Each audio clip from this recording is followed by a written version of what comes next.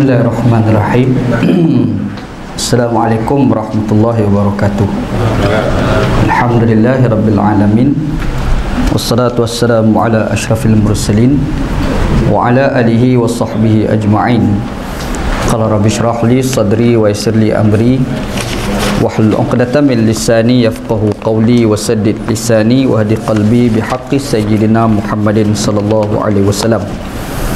Wa ba'da fa inna asdaqal hadis kitabullah wa khairal hadi hadi Muhammadin sallallahu alaihi wasallam.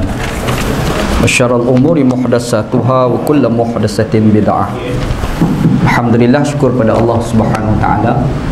Pada malam ni kita bertemu untuk kita sambung baca Sunan Abi Daud. Mudah-mudahan pertemuan kita pada malam ni diberkati oleh Allah Subhanahu wa taala, insya-Allah. Pada malam ni insya-Allah kita akan masuk bab yang ke-29, hadis yang ke-53 kan. Betul kan Ustaz Musa kan? Masih ingat lagi lah tu. Okey, alhamdulillah. Ana hari tu mungkinlah sikitlah kongsian. Alhamdulillah, syukur pada Allah Subhanahu wa taala. Walaupun aksiden tu kita ingat satulah, itu ujian daripada Allah Subhanahu wa taala. Ana pun bila masuk dalam hospital, dalam ward, ada doktor tu kenal kita. Ada seorang doktor tu tanya Ana, dia kata, "Macam mana Ustaz?" Dia kata. Ana nak jawab apa? Dah aksiden, Ana kata ujian daripada Allah lah doktor. Macam tu je lah. Jadi masa Ana dekat Batu Pahat tu, hospital tu sebenarnya Ana masih dalam macam khayal tu, macam tidur-tidur macam tu, dalam mimpi gitu kan. Ada yang kawan-kawan ziarah, yang Ana satu, yang kedua spek mata Ana hilang. Ini yang spek punya ni. Kalau tak ada ni pun penat Ana kan. Sebab Ana rabun pun agak kuat juga sebenarnya. Kalau Ana tak ada spek ni, memang Ana tak boleh memandu sebenarnya. Jadi alhamdulillah ada dah standby, buat dah standby spek ni 3. Jadi hari tu Ana tak tahu spek Ana hilang apa ke mana. Jadi masa Ana dekat Batu Pahat tu, hospital Batu Pahat, ada kawan-kawan kat sini hadir. Cumanya Ana tak nampak. Yang kedua, Ana macam dalam mimpi. Jadi Ana pun, siapa dia yang Ana ingat-ingat lupa, macam Haji Rahim. Tapi Ana tak betul ke tu. Haji Mus ada silap. Ada kan? Ana pun tak ingat sebab masa Ana aksiden, doktor kata ada 4 problem. Yang pertamanya tulang belikat Ana. Yang mula-mula doktor di Batu Pahat kata retak, cuma bila pergi dekat KPJ Selangor kata patah. Tapi doktor kata belikat ni tulang yang mudah nak baik, kata doktor. Jadi dia kata tak perlu bimbang lah, dan dia pun suruh kita gerakkan jari. Jangan biasa takut-takut nanti krem kan. Jadi kita pun memberanikan dirilah. Alhamdulillah, ni kira boleh angkat dah ni kan. Hari tu kat sini dia turun sakit, angkat sakit. Ni boleh angkat sikit je, atas tak boleh lah. Alhamdulillah, satu. Yang keduanya, dekat otak Ana tu dia ada sikit pendarahan. Ada sikit. Sebab tu bila masuk dekat hospital KPJ, doktor yang bahagian otak tu, soalan nombor 1 dia tanya, nama apa? Dia kata nama Anji bin Hussein. Dia kata eja. Kita pun eja. Lepas tu dia kata kasut, tahu kasut? Dia kata tahu. Lepas tu dia kata eja kasut. Kita pun eja lah kasut tu. Lepas tu dia kata cuba eja kasut terbalik pula. Oi, itu boleh juga. Ada juga eja. Lepas tu dia pun pantun. Doktor tu pantun. Lepas tu dia tengok Ana boleh balas pantun ke tidak. Dia kata maknanya otak okey. Doktor tu kata kan. Lepas tu yang ketiganya, Ana punya buah pinggang. Sebab masa Ana jatuh tu kencing berdarah. Jadi doktor detect mungkin ada pendarahan dekat buah pinggang lah. Dan dia sumbat tu lah, apa panggil tu, pipe tu kan. Sakit, Allah Ta'ala maha tahu. Allah Ta'ala maha tahu kan sakit tu. Tapi alhamdulillah, sehari sebelum Ana balik ke Sungai Buloh, dia cabut. Dia cabut tu bila Ana masuk dalam tandas kencing, memang keluar darah lah. Tapi itu last kali, lepas tu tak ada dah darah. Jadi mungkin darah tu sebab straw tu masuk lah kot. Bukan sebab mungkin luka tu lah, bukan sebab buah pinggang kan. Lepas tu yang ketiganya, hati Ana tu dikatakan ada pendarahan. Cuma alhamdulillah bila masuk dekat KPJ ni semua doktor pakar situ punya Jadi dia cek satu-satu, dia kata makin okey ni, dia kata. Jadi syukurlah pada Allah Subhanahu Wa Taala. Jadi anak pun ucap terima kasihlah kawan-kawan dekat Al-Bayan ni, banyak membantu sebenarnya. Kawan-kawan Al-Bayan ni paling banyak membantu. Ada kawan-kawan lain turut membantu juga, alhamdulillah. Anak syukur pada Allah, Menteri Besar Selangor, alhamdulillah dia bantu. Anak rasa Haji Rahim ni kot. Haji Rahim ni dia pergi tekan pegawai dasar MB. Jadi akhir sekali MB sendiri telefon suruh Hana masuk dengan segera ke KBJ. Lepas tu hari kedua dia sendiri datang. Dia sendiri datang ziarah alhamdulillah. Satu lepas tu bukan sini, rupa-rupa kawan daripada Indonesia pun datang. Kawan-kawan daripada Indonesia, Nahdlatul Ulama Indonesia datang ke Malaysia daripada Indonesia semata-mata nak ziarah Hana je. Kenapa je, alhamdulillah lah. Dan kawan-kawan yang banyak bantu ni Muslim dan non-Muslim. Non-Muslim pun ramai bantu. Ramai kawan-kawan non-Muslim telefon Zaujah Hana lah kan, bagi bantuan banyak lah. Hana pun kadang fikir alhamdulillah, kita ni ada kawan-kawan ni banyak membantu kita kan. Dan satu benda lah mungkin Hana boleh berkongsi dengan kawan-kawan. Hana ni bila sakit, kita nak semayang tak boleh nak sujud kan, sebab permulaan tu kaki kita banyak luka, banyak cedera. Lepas tu pergerakan kita agak terbatas. Cumanya bila kita tengok orang semayang, orang sujud, kita rasa sayu. Sebab kita tak boleh nak sujud. Masa tu buat nak fikir, kita ni kalau Allah Ta'ala bagi kesihatan, manfaatlah kesihatan ni untuk beribadah. Sebab bila tengok orang sujud, kita tak boleh nak sujud. Boleh semayang tapi tak boleh nak sujud je kan. Kita boleh sujud begitulah, dahi letak kat bumi tu kan, tak boleh. Masa tu kita rasa sayu je hati ni kan. Masa tu anda terfikir, Allah Ta'ala ni bagi ujian macam ni, dia nak ajar pada kita, manfaatlah kesihatan ni dengan sebaik mungkin kan. Itulah antara pengajaran besar lah yang anda dapat daripada ujian Allah Ta'ala bagi pada anda. Anda rasa kita berkongsi gembira dan sedih lah kan. Mudah-mudahan lah apa yang berlaku pada diri anda dan siapa-siapa lah, kita kena ambil pengajaran di sebalik apa yang Allah Ta'ala uji pada kita gitu, insyaAllah. Okey, tak apalah, itu sebagai mukadimah kan, cerita tentang Hana lah, alhamdulillah. Okey, cuma pada malam ni kita akan masuk bab yang ke-29, hadis yang ke-53 dalam perbincangan kita yang lepas, kita ada baca hadis yang ke-52 kita ada baca hadis cerita tentang Nabi SAW ni bersugi. Kemudian Nabi SAW bersugi, Nabi Muhammad holor kayu sugi itu kepada Aisyah. Tujuannya adalah supaya Aisyah ni basuh. Tiba-tiba Aisyah dia tak basuh dulu, dia sugi guna kayu sugi Nabi SAW. Lepas tu baru dia basuh. Lepas tu diserahkan kepada Nabi SAW kan. Ingat yang kita dah bincang dalam rancangan kita yang lepas. Baik, pada malam ni insya-Allah kita akan masuk hadis yang ke-53, bab yang ke-29. Sila Ustaz Muhsin. Fadhal Ustaz. Bismillahirrahmanirrahim. Qala al-Jami' al-Imam al-Hafiz Abu Dawud Sulaiman bin Ahmad al-Asli al-Sijistani. Bab istiwa min al-Qur'an. Haddatsana Yahya bin Wa'id, haddatsana Waqi' an Zakariya bin Abi Jabir an Mus'ab bin Syaibah an Talq bin Habib an Ibn Zubair an Aisyah qalat qala Rasulullah sallallahu alaihi wasallam ashru min al-fitra qasr al-shari' wa 'afaf al-lihya was-siwak wal-istinshaq bil-ma' وغسل الأطفال وغسل البراجم ونتف الكهف وخلق العادة وانتقاص الماء يعني الاستنجاء بالماء. قال زكريا قال مسعود ونسيت العاشرة إلا أن تكون المرأة. Okey, taib hadis yang kita bincang pada malam ni dalam tajuk Babu as-siwaki minal fitrah. Bersugi itu sebahagian daripada fitrah. Kita kalau bincang dalam Islam ada satu tajuk dia panggil fitrah ada satu lagi fitnah. Itu lain tu fitnah. Yang kita bincang ni fitrah jadi ada dua benda berbeza lah. Fitnah ni dia pun satu benda kita kena ingat orang Melayu faham fitnah dengan fitnah dalam pemahaman Al-Quran berbeza tau. Kalau kita tengok yang orang Melayu faham, fitnah ini adalah tuduhan dusta.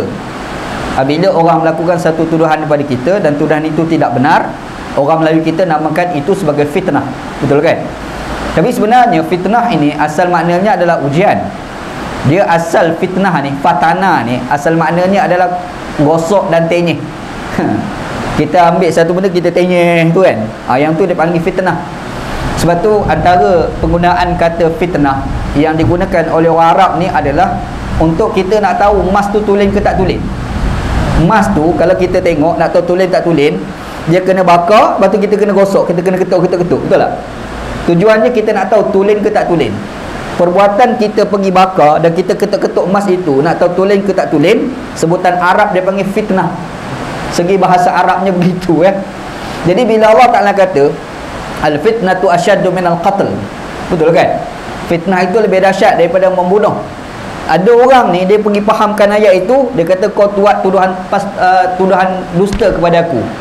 Dia kata wal fitnatu asyaddu minal qatl. Salah tu sebenarnya.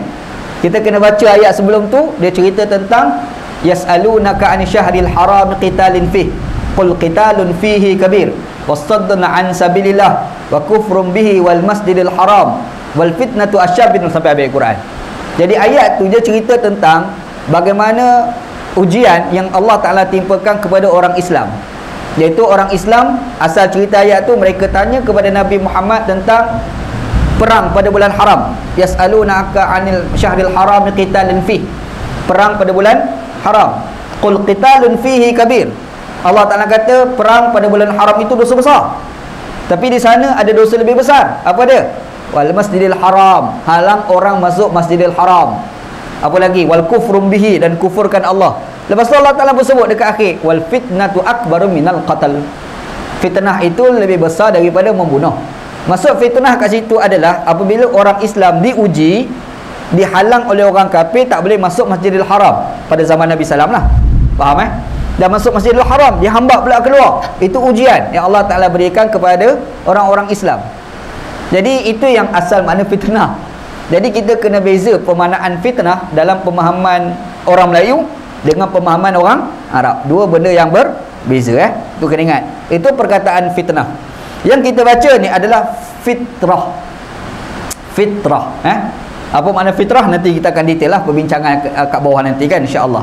Okey, hadis ni Imam Abu Daud dia belajar daripada seorang guru, nama guru dia Yahya bin Ma'in, nama dia Yahya bin Ma'in. Yahya bin Ma'in ni ulama hadis yang cukup terkenal di kalangan orang hadis. Dia kenal lah. Kalau kita yang jarang-jarang belajar ni mungkin tak kenal kan. Yang kita dah kenal Imam Bukhari, Imam Muslim, Abu Daud tu kita kenal lah. Ada seorang lagi imam hadis yang hebat, namanya Yahya bin Ma'in. Rupa-rupanya dia adalah guru kepada Al-Imam Abu Daud. Dia ni adalah orang Baghdad. Dia ni orang Baghdad. Dia ni tetapi dia meninggal dekat Madinah. Dia pergi kat Madinah, lepas tu meninggal, dan kubur dia dekat kubur Baqi'. Ini Yahya bin Ma'in. Dia memang hebat dalam bidang ilmu hadis. Bukan semata-mata Imam Abu Daud dia belajar dengan dia, Imam Bukhari pun belajar dengan dia, Imam Muslim pun belajar dengan dia. 6 imam hadis tu semua belajar dengan dia lah. Yahya bin Ma'in. Yang dia ni pula ambil hadis daripada Imam Waqi'. Siapa dia Imam Waqi'? Kita dah cerita sebelum ni, guru kepada Imam Syafi'i. Dengar kita dah cerita Imam Syafi'i ada seorang guru dia namanya Waqi' bin Al-Jarrah, nama guru dia. Anda ada cerita Imam Syafi'i ni hafalan dia kuat. Apa-apa ingat, pergi ke pasar tertengok betih perempuan. Tertengok betih orang perempuan kan. Jadi bila dia tengok betih orang perempuan, dia pun balik rumah, dia baca balik yang dia hafal, tak ingat balik. Sudah aku ni lagu mana kan. Makanya dia pun pergi jumpa guru dia ni, Imam Waqi' ni. Dia jumpa, dia ceritalah, aku ni hafalan okey Imam Waqi'.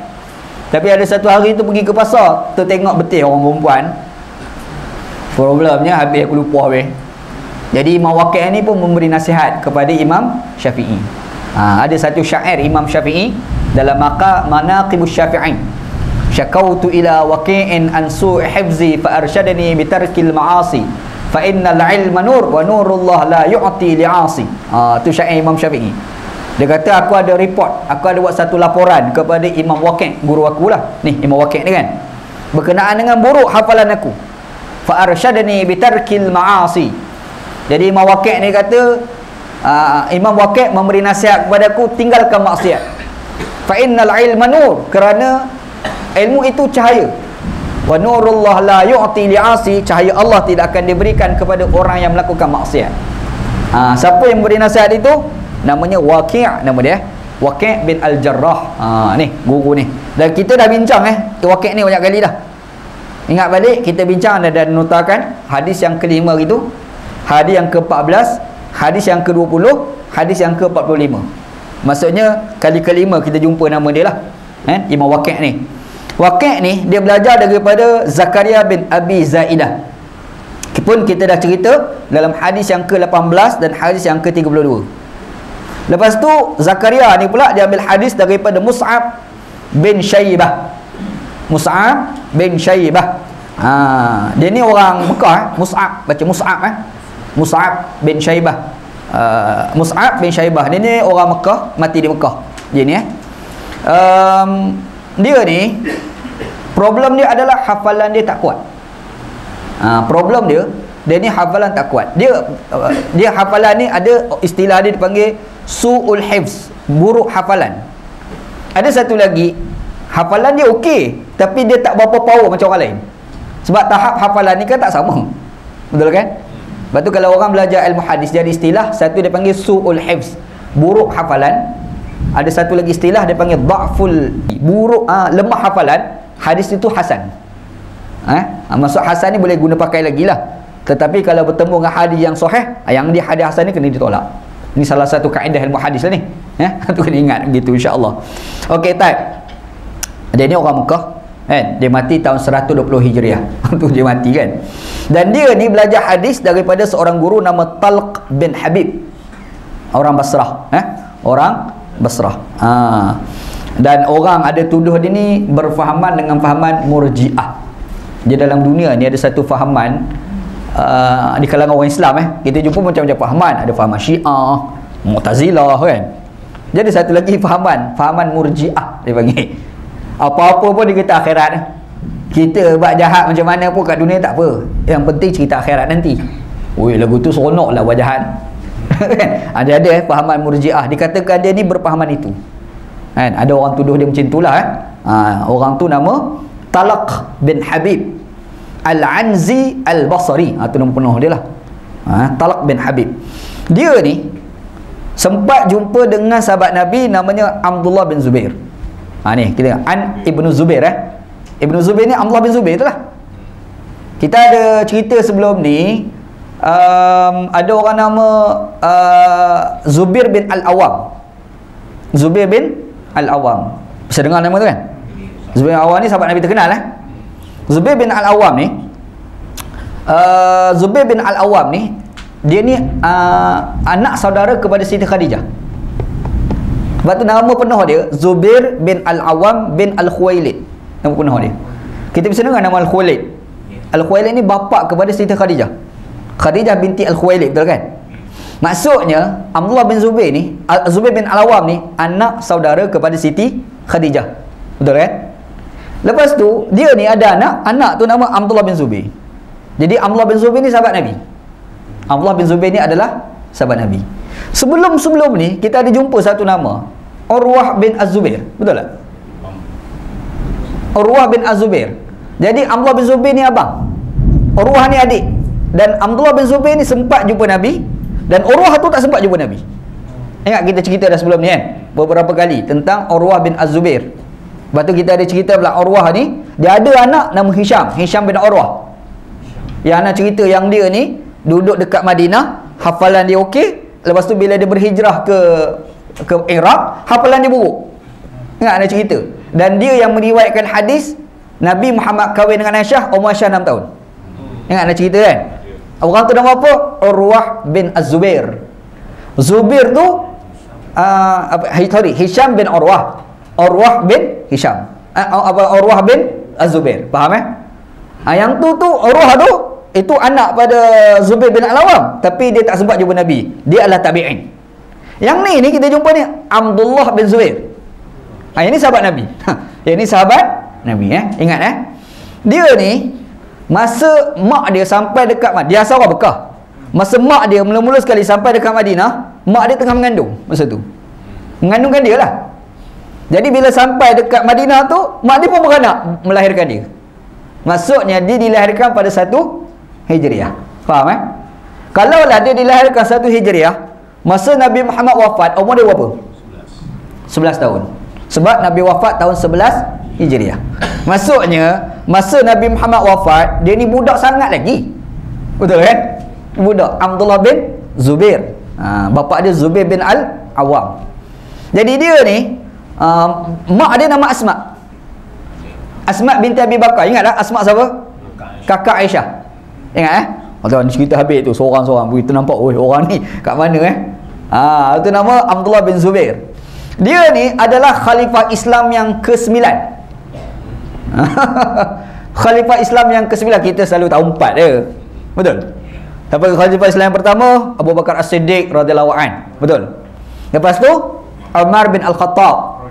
Yang ketiga Osman bin Affan. Yang keempat Ali bin Abi Talib. Yang kelima siapa? Penat. Muawiyah. Lepas Muawiyah Yazid. Lepas Yazid Muawiyah. Siapa dia Muawiyah? Bukan Muawiyah yang pertama. Anak kepada Yazid nama Muawiyah. Maksudnya Yazid ni anak pada Muawiyah. Dia dapat anak, dia bubuh nama anak ni Muawiyah. Faham tak? Dan Muawiyah tu pula, yang Muawiyah tu dia jadi khalifah tak lama, 2 bulan ni. Sebab dia tak nak jawatan. Dia Muawiyah ni anak pada Yazid. Dia ni dalam bahasa kita panggil agak kesufian sedikit. Agak sufi. Dia tak suka ni orang bergaduh-gaduh politik. Buat pening kepala aku je. Kan? Jadi bapa dia ni orang kuat politik lah, Yazid tu. Yazid tu memang kaki politik lah. Dia bukan kaki politik biasa kan. Tu Sena Hussein tu dia pergi bunuh tu. Canggih tak canggih dia tu kan. Bukan dia pergi bunuh direct lah. Dia arahkan orang pergi bunuh kan. Jadi Yazid tu. Maksudnya bapa dia sendiri tu memang ahli politik dahsyat. Atuk dia Muawiyah lagi dahsyat. Muawiyah tu kan. So perang dengan Ali bin Abi Talib sampai tercetus perang Siffin dia bagi. Jadi yang cucu dia yang Muawiyah ni jadi khalifah, dia tak minat politik.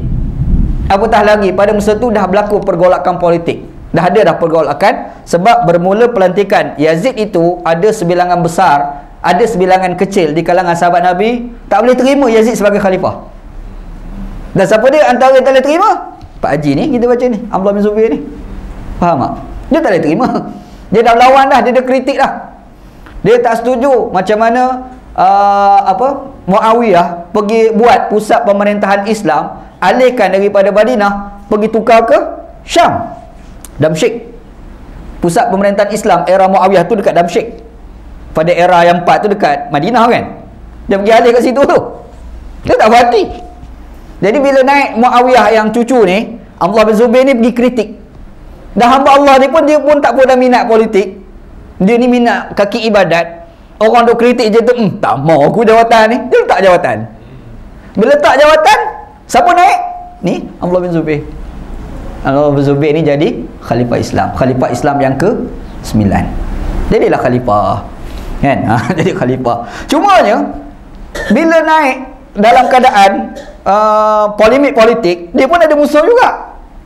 Abdullah bin Zubair ni ada musuh. Maka kita bisa dengar ada orang khalifah Islam yang bernama Marwan bin Al-Hakam. Saya dengar nama tu. Marwan bin Al-Hakam. Lepas tu Marwan ni ada anak pula namanya Abdul Malik bin Marwan. Ni khalifah Islam zaman dahulu.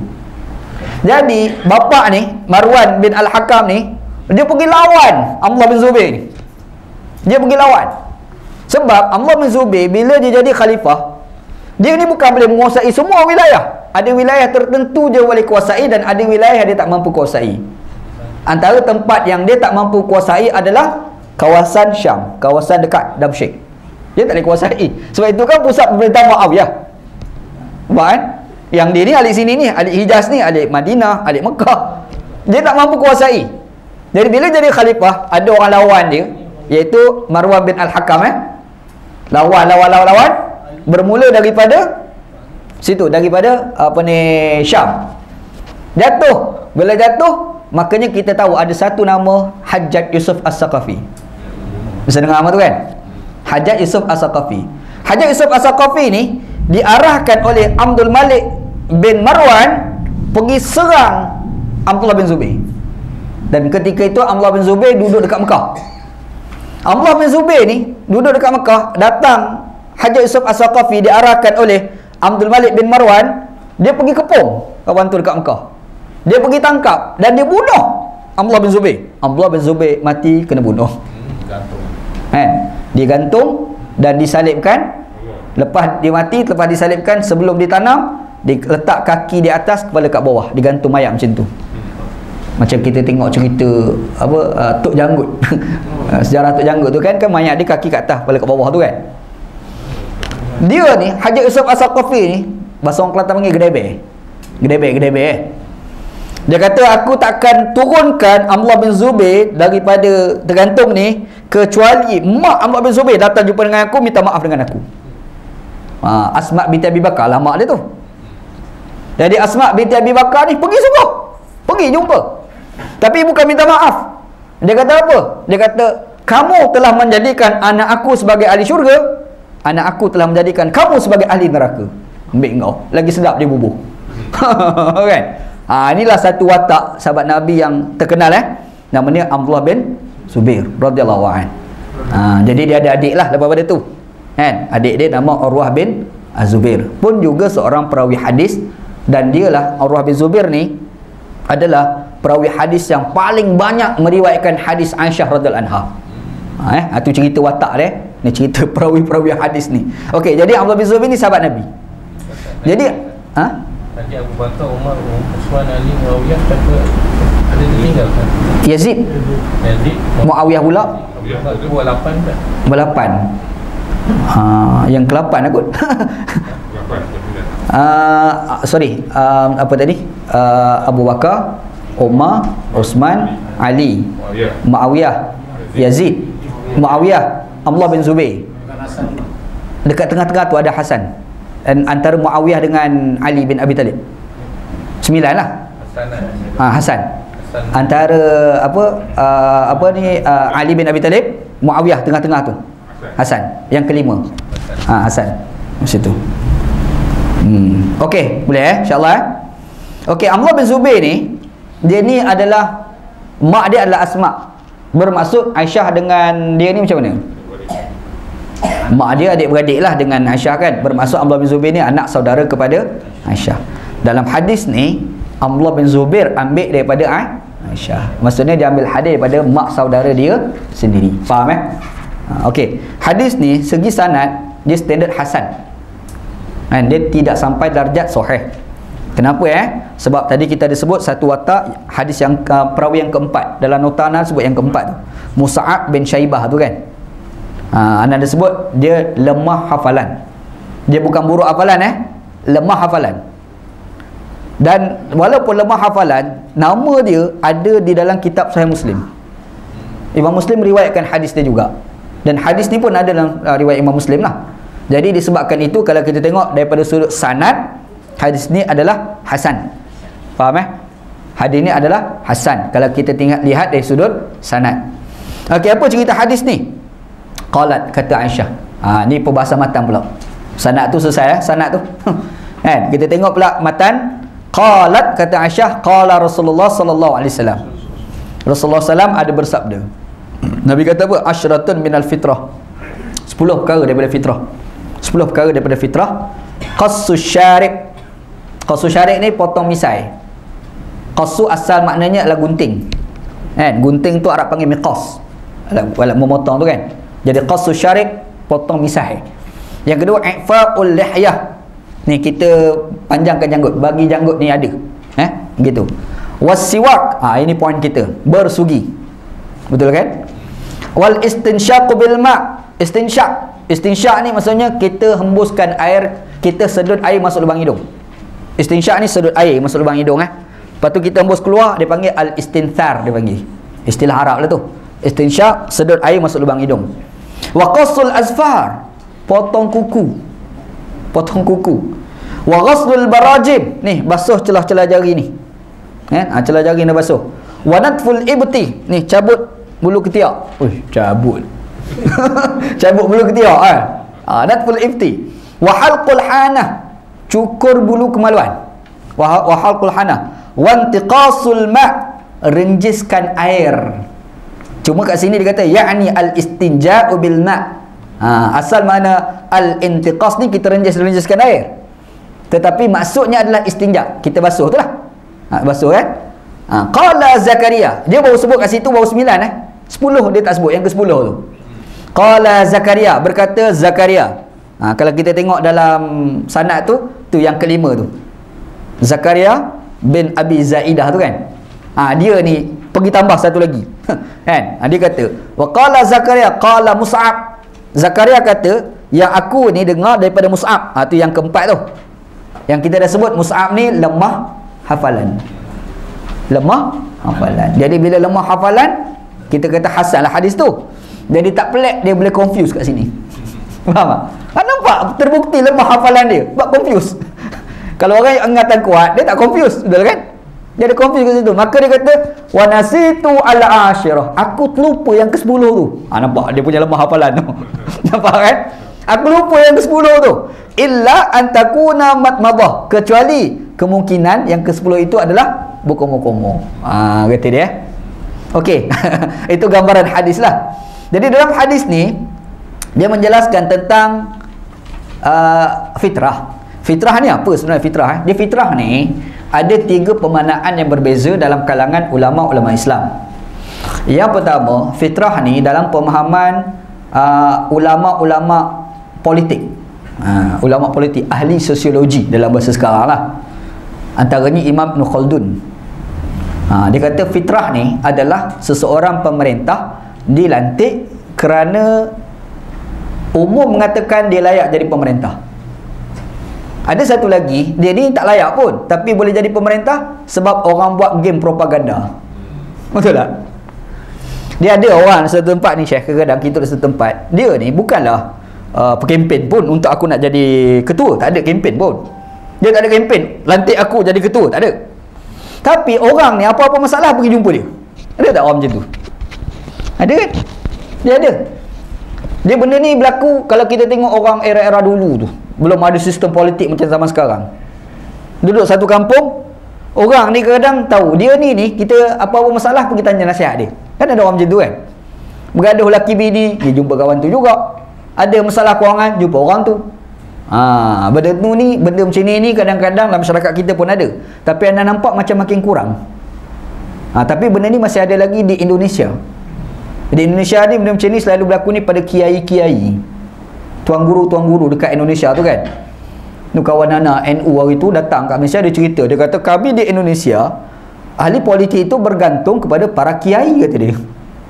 Jadi orang politik bila nak kempen pilihan raya pemilu pergi jumpa tok guru, kiai kan, ambil gambar dengan kiai. Sebab ambil gambar dengan kiai tu dah ada dapat undi dah situ tu. Sebab apa? Kiai tu orang cukup hormat dia. Dia tak ada kempen pun, tapi bila orang ada masalah kewangan pergi jumpa dia. Orang ada masalah bergaduh laki bini pergi jumpa dia. Semua masalah jumpa dia. Padahal dia bukan pemimpin pun. Yang tu dia panggil dilantik seseorang itu menjadi ketua secara fitrah, dia panggil. Itu dalam istilah Imam Ibn Khaldun dalam kitab di Muqaddimah. Ada pula satu lagi kempen. Macam gitulah sekarang kan. Tak kenal pun dia tu, tapi aku nak jadi YB kempen. Maka dia panggil orang pergi makan lah, apalah, ambil gambar lah, apa kan. Yang tu melantik seseorang pemerintah berasaskan kepada fikrah. Itu istilah dia. Jadi fitrah itu satunya dalam pemahaman ahli politik Islam adalah seseorang dilantik jadi pemimpin berdasarkan kepada istilah orang Indonesia panggil natural. Nature dia macam tu. Orang secara mudah-mudah terima dia, faham tak? Tanpa dia kempen. Tapi kalau ada elemen propaganda, yang tu dia panggil fikrah. Okey, itu pemahaman fitrah dalam bahasa orang politik, ahli sosiologi. Yang kedua, fitrah dalam makna ahli tasawuf. Kita bisa dengar kat Nabi Muhammad kata kullu mauludin yuladu 'alal fitrah. Bisa dengar kan? Fa abawahu yuhawidani yumajjisani aw yunassiran. Nabi Muhammad kata setiap anak Adam itu dilahirkan dalam keadaan fitrah, yang kita terjemah suci bersih, betul kan? Maka kedua ibu bapa dia yang meyahudikan dia, menasranikan dia, memajusikan dia. Bisa dengar hadis tu kan? Yang tu fitrah dalam makna ahli tasawuf. Apa maksud dia? Hati kita ni bila dilahirkan, hati kita ni suci bersih, dalam maksud tidak ada sebarang unsur syirik. Itu maksud fitrah dalam pemahaman ahli tasawuf. Faham Okey, yang hadis ni pemahaman ni yang mana pula? Yang ini pemahaman fitrah dalam bahasa ulama fiqh. Apa makna fitrah di sini? Iaitu segala amalan-amalan yang dilakukan oleh para nabi dahulu. Itu maksud dia. Sunnahul fitrah adalah semua amalan-amalan yang kita ambil daripada apa yang telah dilakukan oleh nabi-nabi dahulu. Itu makna fitrah. Jadi bila Nabi Muhammad SAW kata dalam hadis ni, Nabi kata ashrun minal fitrah, 10 daripada fitrah. Maksudnya apa? Yang ni yang kita sebut 10 ni bukan Nabi Muhammad je buat, Nabi dulu buat juga. Faham tak? Nabi dulu pun buat. Nabi Adam, Nabi Ibrahim AS buat, Nabi semua Nabi itulah, Nabi Isa, Nabi Musa tu kan. Dan ulama-ulama Islam bahas yang dikatakan fitrah di sini bermula daripada Nabi Ibrahim AS.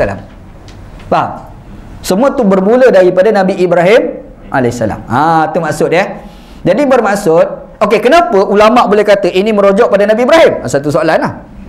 Sebab dalam Al-Quran Allah Ta'ala sebut surah Al-Baqarah ayat 124. Cuba tengok surah Al-Baqarah ayat 124. Wa izibtala Ibrahim rabbuhu bikalimatin fa'tammahun qala inni ja'iluka lin-nasi imama qala wa min zurriyyati qala la yanalu ahdi zalimin. Ketika mana Ibrahim AS diuji, Allah Ta'ala telah menguji Ibrahim AS dengan beberapa kalimat. Lalu Ibrahim AS sembunyikan kalimat itu.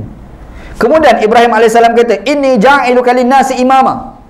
Allah Ta'ala kata, aku akan jadikan kamu wahai Ibrahim AS sebagai imam. Apa makna imam? Orang yang diikuti. Faham tak? Ayat tu dia kata segala apa dilakukan oleh Nabi Ibrahim dilakukan oleh nabi-nabi selepas itu, termasuk Nabi Muhammad SAW dan kita umat Nabi Muhammad SAW. Jadi bila Allah Ta'ala kata pada Ibrahim AS, aku jadikan kamu sebagai imam, Ibrahim AS tanya, qala wa min zuriyati, bagaimana pula zuriat aku? Apa makna zuriat di sini? Merujuk Nabi Muhammad SAW. Sebab kita tahu Nabi Muhammad SAW datang daripada zuriat Nabi Ibrahim AS melalui Ismail AS. Ibrahim AS ni jadi dua isteri. Isteri pertama namanya Siti Sarah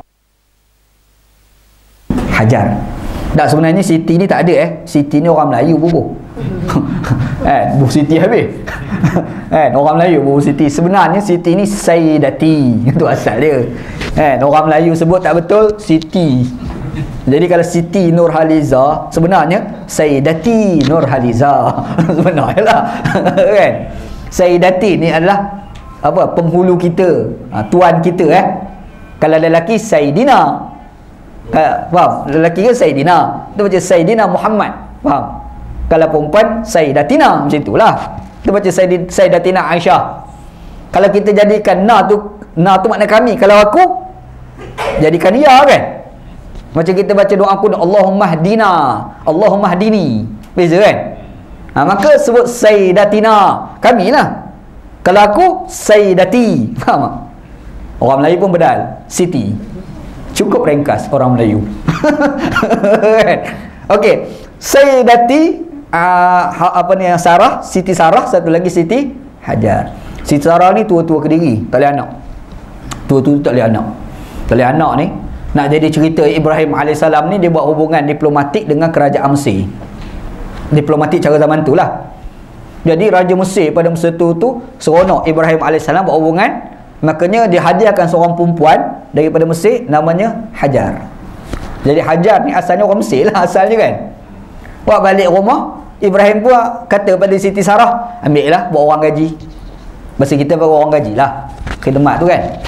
Jadi bila Siti Sarah ni tua-tua Kediri, tak boleh nak anak, dia kesian lah tengok Nabi Ibrahim. Dah lah Nabi tak ada keturunan pula, kesian lah. Sekali ginilah, abang dah tak ada anak lah, aku tak boleh nak bagi anak tu. Siti Hajar, kau bagi hadiah ke aku, suruh khidmat tu, ambil buat bini lah. Ambil buat bini. Oh bagus bini dia. Kan? Mana tahu takut boleh anak, kahwin sungguh dapat anak. Ismail AS. Ismail AS. Jadi bila Ismail AS duduk sekali lah pada masa tu, orang ni ada anak, ni tak ada anak, dia punya perasaan dia beza sedikit. Yalah, kalau balik kita tanya anak dah tidur ke tidak, anak dah makan ke tidak, yang kawan ni tak ada anak, berasa hatilah bini tuanya. Betul tak?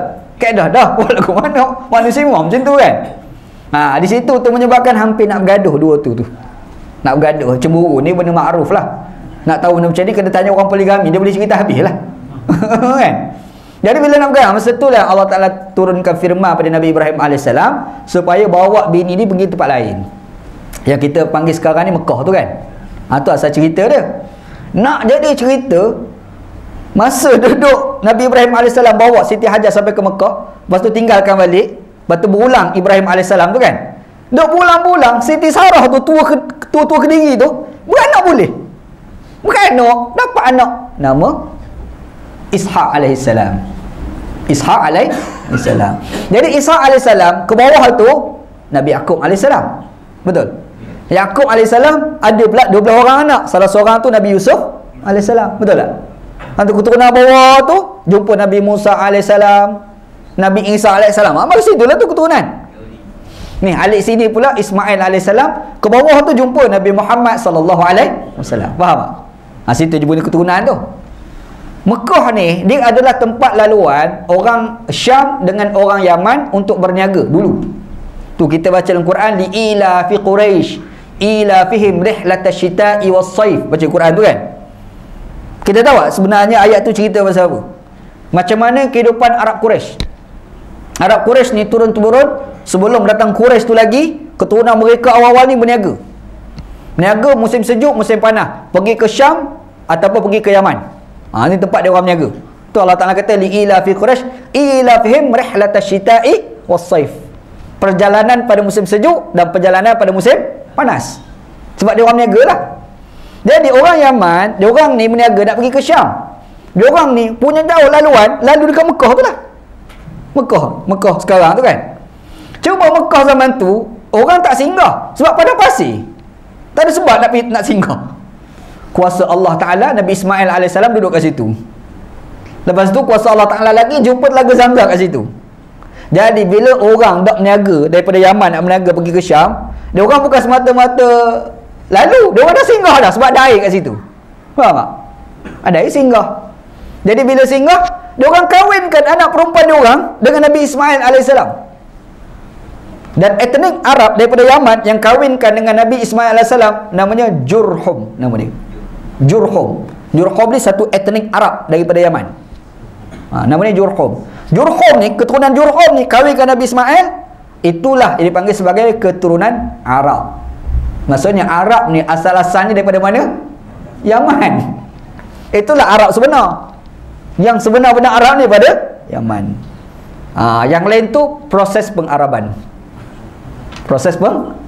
Mesir bukan Arab Tanya Ustaz Musa. Mesir ni kita tengok orang Arab Yaman, kan Arab Yaman kan kecil-kecil macam kita orang Malaysia kan. Cuba tengok Mesir, besar-besar. Betul? Orang Mesir kan badan besar. Lepas tu kulit dia kalau pergi dekat atas tu, Aswan tu Ustaz Musa kan, macam orang Afrika dah ada, kulit hitam. Lepas tu rambut dia kerinting macam orang Sudan. Betul tak? Kita pergi Yaman ada macam tu, tapi dia tak pattern Arab Mesir. Sebab apa? Sebab Mesir ni dia bukan Arab asalnya. Dia adalah Afrika. Sebab tu orang Islam sebut negara tu negara Mesir. Tapi orang putih sebut apa? Dia sebut Egypt, dia tak sebut Mesir. Sebab apa? Sebab Egypt ni asalnya Al-Qibt. Qibti. Orang kita panggil Koptik. Koptik tu kan? Qibti. Al-Qibti. Qibti ni salah satu etnik Afrika. Nabi Musa kan duduk kat situ. Nabi Musa bangsa apa? Bani Israel. Fir'aun tu Qibti. Faham tak? Fir'aun tu yang Qibti tu. Jadi di situ kita nampak asal Arab daripada Yaman. Daripada satu etnik namanya Jurhum nama dia. Jurhum ni dia kahwinkan anak perempuan dia dengan Ismail AS. Di situlah bermulanya keturunan Arab. Last kali jumpa Nabi Muhammad sallallahu alaihi wasallam. Nampak susul gada keturunan tu? Ni kena baca sosiologi banyak lah ni, boleh tahu kan. Ni ilmu sosiologi. Okey, Al-Quran kata Ibrahim AS, Allah Ta'ala kata pada Nabi Ibrahim, inni ja'iluka linnasi imama. Kata Allah Ta'ala, aku jadikan kamu wahai Ibrahim AS sebagai imam. Ibrahim kata, wa min zuriyati. Bagaimana pula zuriat aku? Nampak dia sebut zuriat aku. Okey, zuriat yang dimasukkan dalam ayat ni siapa sebenarnya? Orang Yahudi claim kami orang Yahudi. Sebab apa? Sebab dia kata Ibrahim Ishak ke bawah tu kan. Ini orang Yahudi claim. Itu orang Islam kata ni daripada Nabi Muhammad sallallahu alaihi wasallam. Nampak dia punya seluruh keturunan tu kan? Nabi Muhammad sallallahu alaihi wasallam. Bagi orang ahli sunnah wal jamaah dengan orang Syiah ada beza pula faham. Kau tu pula khilaf. Sunni dengan Syiah pula. Apa beza dia? Orang ahli sunnah wal jamaah faham zuriati di sini Nabi Muhammad full stop. Sekat Nabi Muhammad sallallahu alaihi wasallam ni, zuriat tu kan. Maksudnya daftar Nabi Muhammad sallam, lepas tu dah tak ada dah. Yang dikatakan imam selepas Nabi Muhammad tak ada. Orang Syiah kata zuriat di sini Nabi Muhammad dan imam 12. Last sekali adalah Imam Mahdi. Itu Syiah. Nampak beza Dia baca Quran sama je tapi cara faham dia berbeza. Nampak kat situ Maka Allah Ta'ala sebut dalam Al-Quran, Ibrahim kata macam mana zuriat aku. Maksudnya Nabi Ibrahim minta supaya zuriat Nabi Ibrahim tu jadi Nabi kan. Jadi Allah Ta'ala kata la yanalu ahdi zalimin, tidak akan menjadi pemimpin itu orang-orang yang zalim. Syiah pun tafsirkan inilah yang dimasukkan sebagai imam maksum. Syiah ni Syiah ni. Kita orang Sunni tak. Kan? Kita last sekali tu Nabi Muhammad sallallahu alaihi wasallam. Itulah full stop orang dapat wahyu daripada Allah. Daripada tu tak ada dah orang dapat wahyu. Ini ahli sunnah wal jamaah. Tapi Syiah, tak ada lagi orang dapat wahyu. Imam 12. Kita pun tanya balik. Imam 12 tu siapa yang tentukan nama-nama tu? Nabi tak pernah sebut sebenarnya. Jadi siapa yang tentukan? Imam-imam Syiah tu lah. Yang lagi kita timbul lah soalan ni problem lah Syiah kan. Dia kata Imam 12 ni mesti datang keturunan Sayyidina Husin. Kita tanya balik, kenapa tak datang daripada keturunan Sayyidina Hasan? Penat dah nak jawab kat situ tu. Kan? Orang ni kalau lantik jadi raja selalunya bapa jadi raja. Nanti kalau bapa ni mati, nak sambung ni abang ke adik? Abang lah kan, yang jadi raja tu kan, selalu gitu lah. Tapi yang peliknya, Ali bin Abi Talib punya keturunan tu kan, dia kata yang jadi khalifah ni bukan abang Hasan tu, abang adik Husin. Boleh ke Syiah? Lepas tu yang pelik lah, dia kata imam ni dia sentiasa ada sampai kiamat, dan last kali tu adalah Imam Mahdi. Kita tanya balik, imam last kali ni siapa dia sekarang? Syiah tak boleh sebut siapa. Dia sebut Imam Mahdi. Imam Mahdi mana Imam Mahdi? Sebut tak boleh sebut. Last sekali keluar kaedah ghaibatul kubra, keraiban besar. Penat. Kan? Ni cerita Syiah lah pula ni. Makanya bila Syiah ni dia nak kuasai Iran dulu. Ingat Iran dulu ni kan Syah Iran merintah. Syah Iran merintah, tiba-tiba nak jatuhkan Syah Iran tu. Syiah ni dia syarat kita boleh sembahyang Jumaat, kita nak jadi imam pemerintah ni, dia mesti ada imam yang boleh. Kalau tak ada imam tak boleh, kata dia. Tiba-tiba imam tak keluar. Imam last kali tak keluar. Khomeini terpaksa buat ijtihad baru. Sementara imam tak keluar, kita buat konsep wilayatul faqih. Konsep wilayatul faqih iaitu 12 orang ulama-ulama Iran membuat keputusan kerajaan mewakili imam yang tak keluar-keluar tu. Itu Syiah tu. Ni berlaku dalam tradisi Syiah. Jadi itulah keluar Imam 12. Bila? Start daripada revolusi Iran tahun 1979. Sejarah dia. Lepas tu kat Malaysia, ada yang pergi ambil konsep tu pun kat Malaysia. Maka kita pun dengarlah satu istilah kepimpinan ulama. Parti mana agak? Nampak tak? Minta maaf lah orang PAS, jangan ada nafi lah. Ana tanya sendiri Pak Subki Latif, Allahyarham. Ana tanya sendiri Allahyarham Pak Subki Latif. Pak Subki Latif sebenarnya konsep kepimpinan ulama ni betul tak ambil daripada Iran? Pak Subki kata, ya, tapi jangan cerita ke orang. Maksudnya betul-betul ciplak daripada Syiah. Mana ada satu konsep ulama 12 orang menentukan keputusan kerajaan? Tak ada. Yang buat ni Iran dia buat. Dalam dunia tak pernah buat. Tak ada. Ikhwan Muslimin pun tak buat. Ikhwan tak buat. Ikhwan nak lantik tak semestinya ulama profesional pun tak apa. Orang tu cerdik, dia ni pakar dalam bidang, bukan bidang agama lah, pakar bidang lain, boleh. Mahdi Akif bukan ustaz, dia bukan orang agama kan, ustaz. Mahdi Akif tu Muraqibul Am Ikhwan Muslimin Mesir tu kan. Dia bukan agamawan, dia bukan ulama lah. Cuma dia hebat lah orang dia. Orang Arab ni dia boleh baca kitab Arab dengan baik kan. Jadi maksudnya yang syaratkan ulama itu Iran. Lepas tu istilah dia wilayatul faqih. Faqih ni maksudnya ulama fiqh. Faqih ni ulama fiqh. Kita kepimpinan ulama. Kalau kita terjemah ke dalam bahasa Iran, wilayatul faqih. Faham tak? Tu asal dia. Nampak? Maksudnya yang PAS dia buat tu pengaruh Syiah sebenarnya. Kita je tak perasan. Faham Sebaik parti amanah tak syaratkan ulama. Kalau buat syarat lebih kurang tu juga. Nasib baiklah kan. Boleh faham itu segi sejarah dia. Okey, tak apa. Yang nak ceritanya zuriat di sini, zuriyati tu. Jadi zuriat di situ Ibrahim AS minta dengan Allah, dan Sunni faham last kali pada Nabi Muhammad sallallahu alaihi wasallam. Okey, di sinilah apabila Nabi Ibrahim AS diberitahu oleh Allah, ini ja'iluka linasi imam. Apa makna imam? Diikuti. Maka apa yang kita kena ikut Nabi Ibrahim? Ni yang kita baca dalam hadis ni, 10 perkara ni. Faham ni kita kena ikut tu. Sebenarnya ada lagi ayat Quran yang lain tak apalah, kita syarah waktu lain. Kalau nak tahu cuba buka surah An-Nahl ayat 123. Tadi surah Al-Baqarah ayat 124. Ini surah An-Nahl ayat 123. Pun cerita yang sama tentang mengikut Nabi Ibrahim AS. Cuma dalam hadis ni sebenarnya diriwayatkan secara makna. Hadis ini diriwayatkan secara makna. Sebab apa? Tadi kita dah sebut ada seorang perawi namanya Mus'ab tadi. Betul? Hafalan dia problem kan? Lemah hafalan. Ada beberapa part yang dia tak sebut dalam matan hadis tu, tapi ada dalam matan hadis yang lain. Dalam matan hadis tu tidak disebut khitan. Khitan ni panggil apa orang berkhatan. Berkhatan. Kalau kita kat Selangor dia panggil bersunat. Kalau orang Kelantan panggil berjawi. Orang Kelantan panggil berjawi, orang Kelantan kan. Orang Kelantan panggil berjawi. Kita berjawi apa pula? Jawi memang dekat Kuala Lumpur tu. Tapi Jabatan Agama Islam Wilayah Persekutuan. Kan? Berjawi kan. Orang Kelantan panggil berjawi. Kalau orang Selangor dia panggil bersunat. Sini panggil apa? Berkhatan lah. Lebih kurang lah kan. Berkhatan. Nanti kita akan bahas panjang lebar lah khatan tu macam mana kan. Apa lagi? Dia ada al-istihdad, potong bulu kemaluan. Tadi dah ada dah ada kan. Potong misai ada dah. Potong kuku, cabut bulu ketiak. Ini semua dah disebut di atas. Cuma ni tidak disebut tentang khitan. Khitan tidak disebut. Okey, bila kita sebut khitan, siapakah manusia yang mula-mula sekali berkhitan?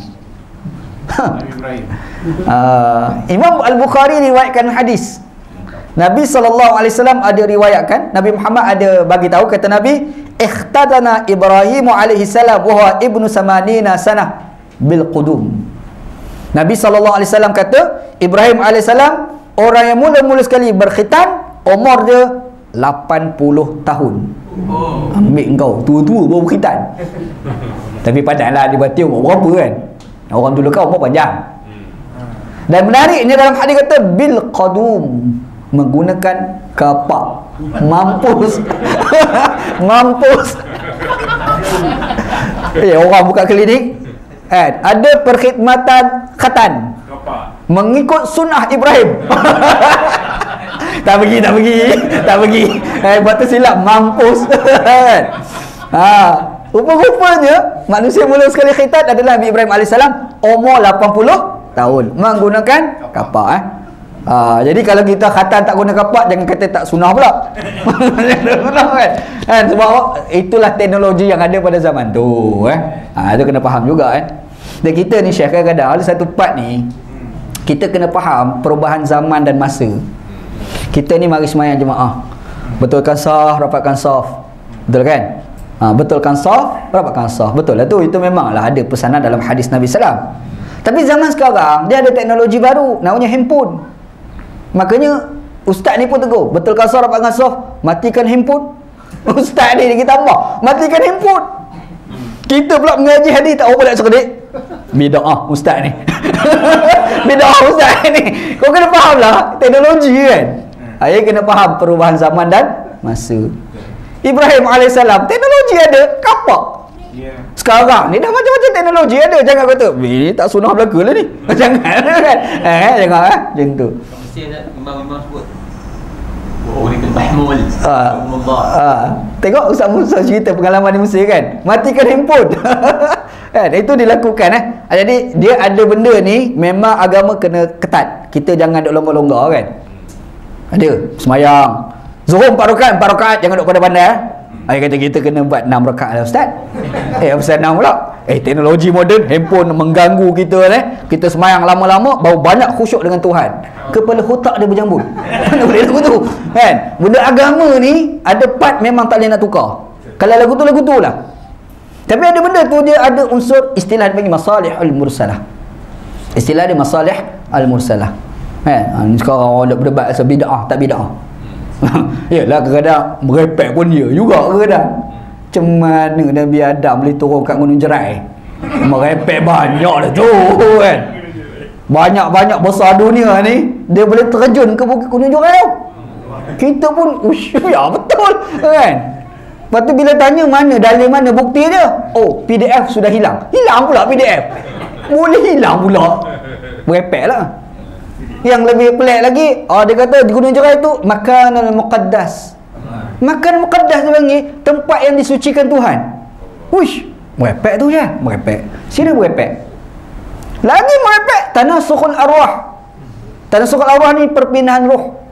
Merepek. Agama tak ajar, Islam tak pernah ajar. Buddha Hindu ya.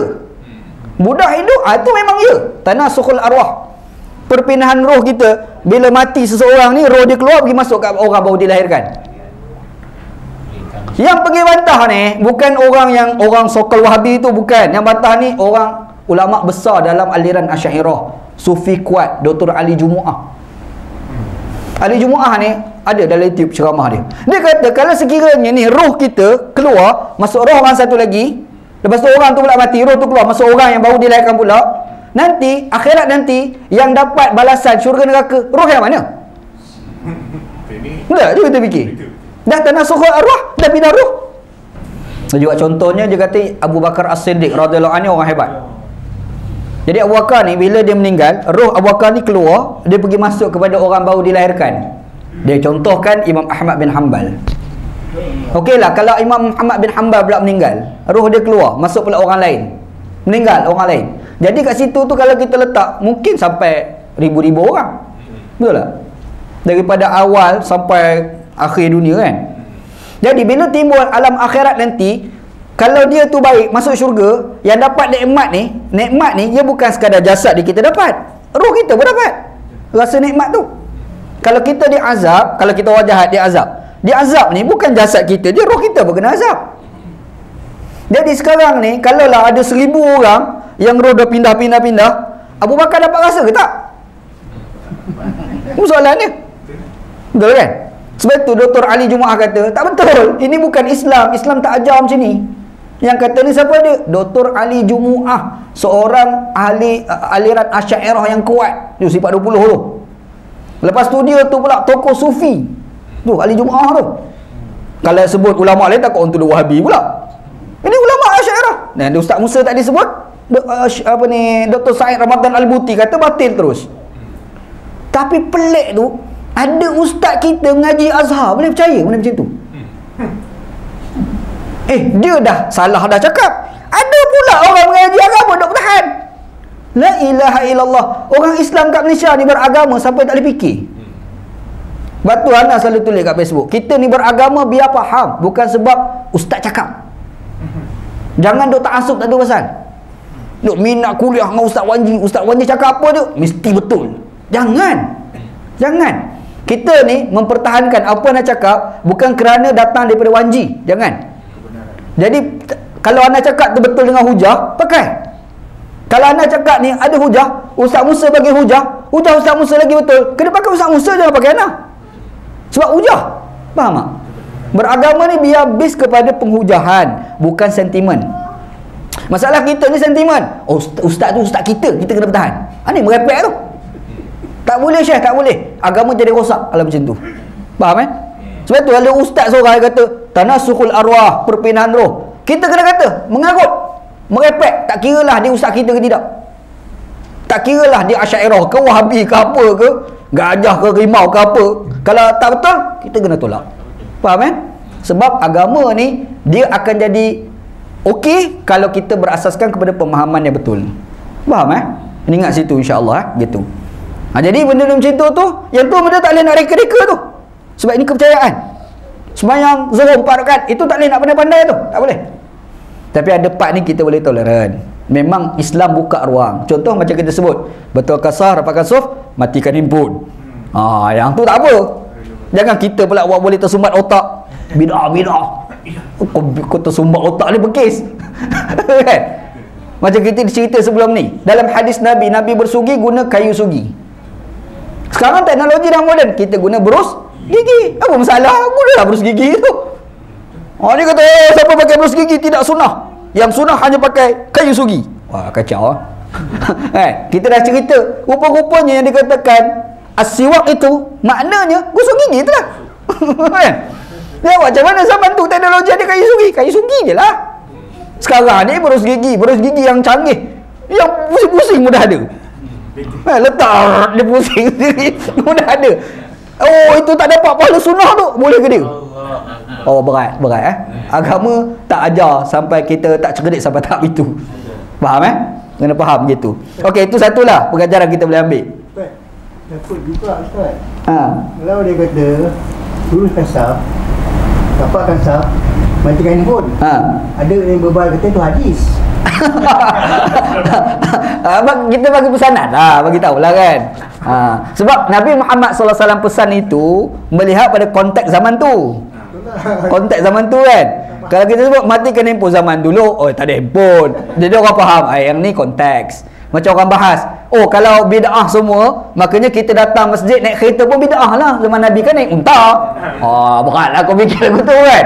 Ini dia panggil masalihul mursalah. Ada part khusus pada ibadat khusus, berakidah, yang tu memang tidak boleh berlaku tukaran.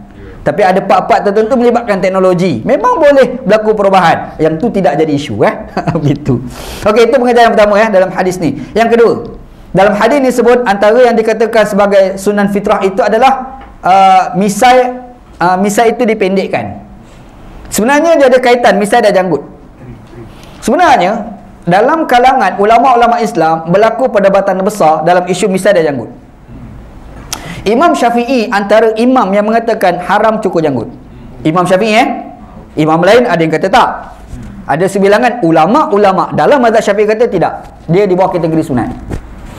Dr. Yusuf Al-Qardawi dia membahaskan hadis-hadis yang menceritakan tentang misai dan janggut. Dilihat dalam banyak kitab dan juga hadis-hadis didapati hukum tentang misai dan janggut itu bersifat muqayyad, dia panggil. Diikat dengan faktor lain. Yang pertama, faktor penyerupaan dengan perempuan. Jadi istilah mukhannas dia panggil. Dia ada istilah khunsa. Satu lagi panggil mukhannas. Beza khunsa ni beranak-beranak dua kemaluan. Itu panggil khunsa. Satu lagi panggil mukhannas.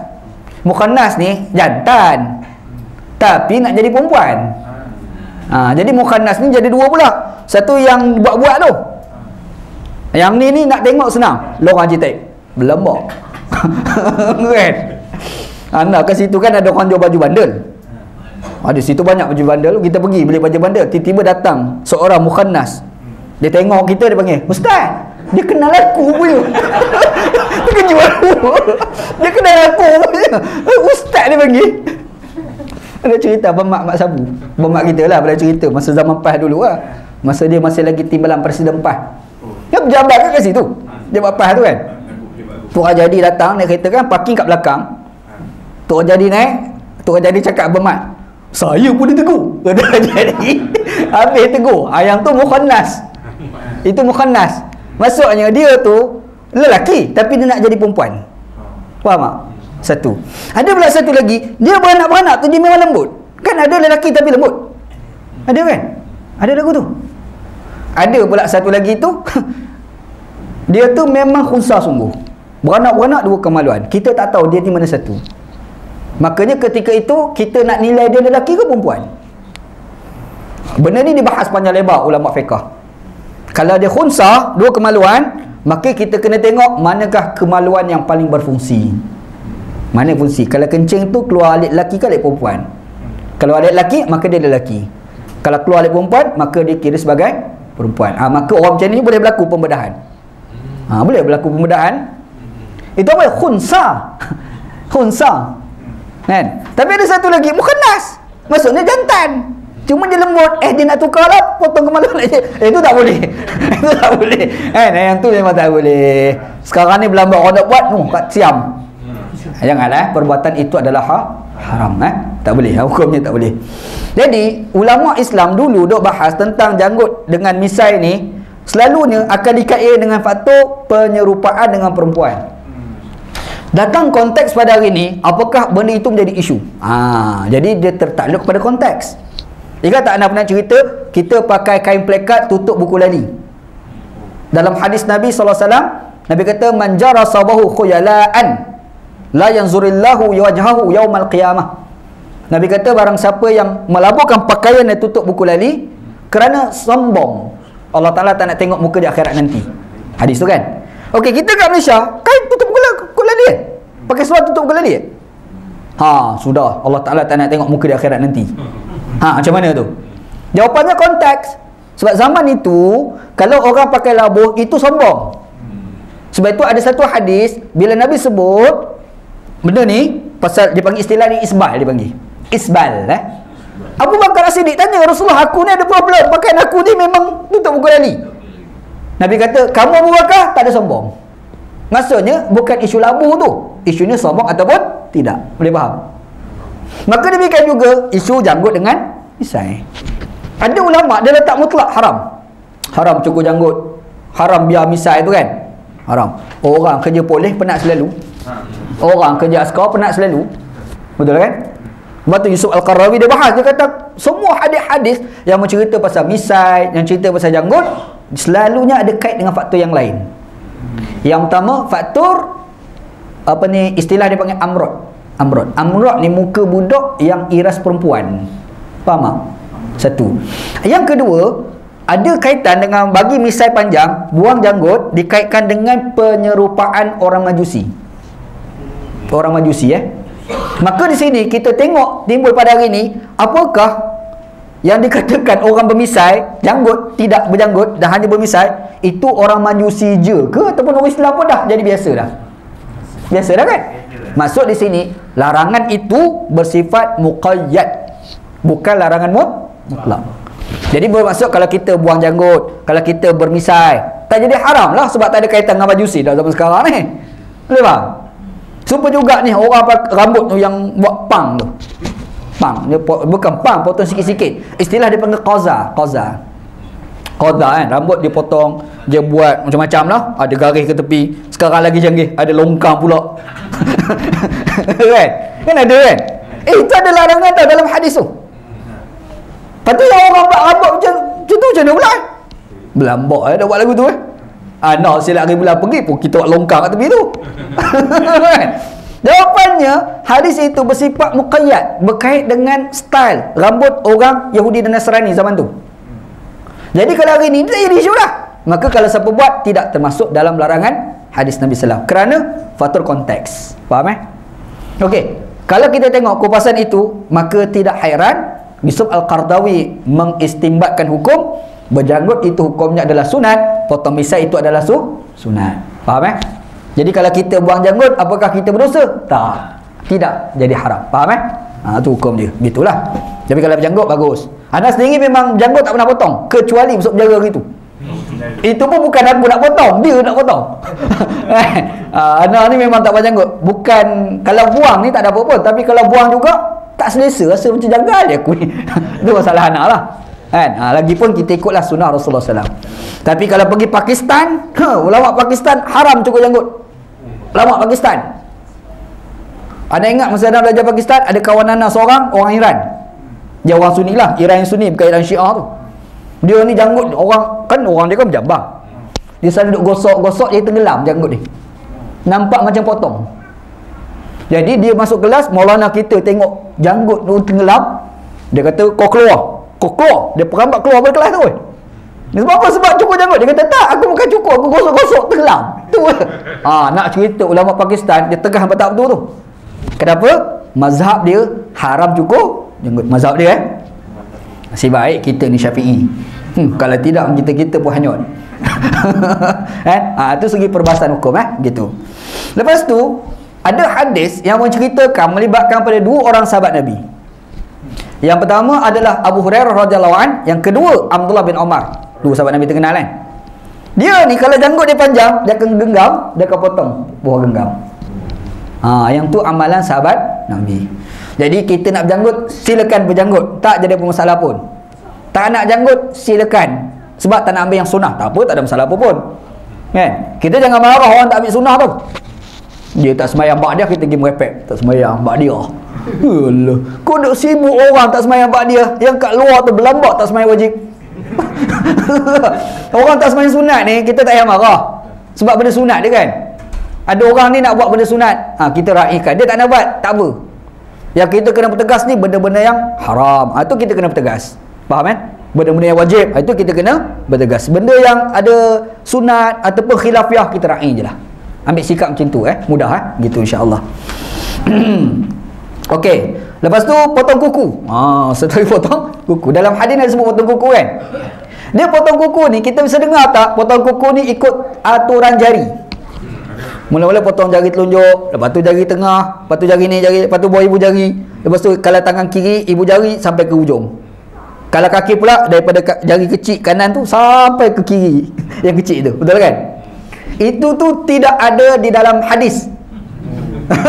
Itu tidak ada di dalam hadis. Itu adalah cadangan daripada Imam Nawawi sahaja. Cadangan daripada Imam Nawawi sahaja. Jadi kalau kita nak buat je lah. Tapi sekali-kali jangan sandarkan kepada Nabi. Faham Banyak kadang-kadang kita ni kadang-kadang duk buat satu benda, kita duk mati-mati duk ingat Nabi ajar, padahal Nabi tak ajar pun. Contoh masa kita sembahyang, kita rokok, kita sujud, kita baca subhan rabbiyal a'la wa bihamdih. Betul? Sujud subhan rabbiyal a'la. Kalau rokok, subhan rabbiyal azim. Betul kan? Pernah tak kita fikir yang ada dalam hadis subhan rabbiyal a'la full stop, wa bihamdih tak ada. Tak ada wa bihamdih. Subhana rabbiyal azim sekatu je, wa bihamdih ni tak ada. Lepas tu wa bihamdih ulama kita cadangkan baca. Yang hadis dia subhana rabbiyal a'la. Ana memang amalan tu ada tak baca wa bihamdih. Kalau ana lah subhana rabbiyal a'la, subhana rabbiyal a'la, subhana rabbiyal a'la.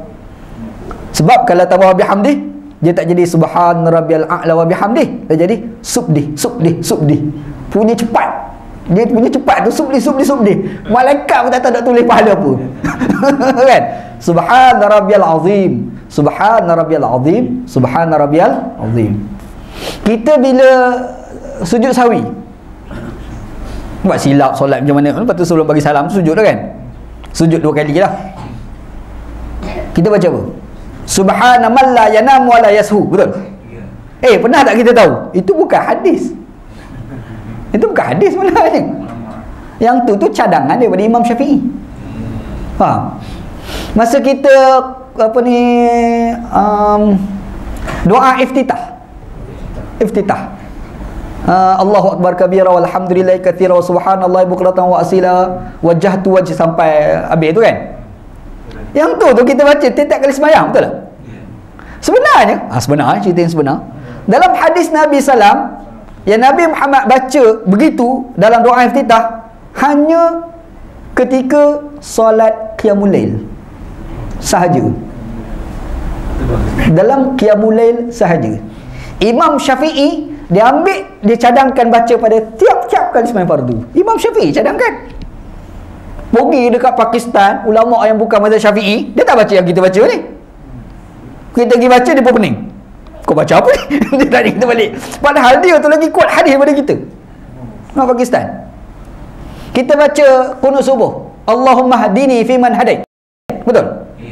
Pernah tak kita tahu? Itu bacaan bukan dibaca pada waktu subuh. Itu dibaca qunut nazilah. Betul yang kita baca? Cadangan daripada ulama sebenarnya. Faham Supalah yang potong kuku tu. Jari telunjuk, jari tengah, jari, lepas tu pusing jari ibu jari. Ibu jari pula sampai habis kan. Kaki pula hujung. Yang tu cadangan daripada Imam Nawawi. Full stop. Kat tu je. Kita nak buatlah, bukan salah apa pun. Yang salah yang Nabi buat ni. Yang tu salah. Faham? Macam kawan-kawan kita orang tabligh. Kita kena keluar 3 hari, keluar 4 bulan, keluar 40 hari. Sunnah Rasulullah dia kata. Merepek Kau nak keluar je lah 3 hari tu, tak ada apa pun. Tak ada salah Keluar 3 hari 4 bulan tak ada apa. Yang salah kau sandarkan kepada Rasulullah. Sebab Nabi tak pernah keluar.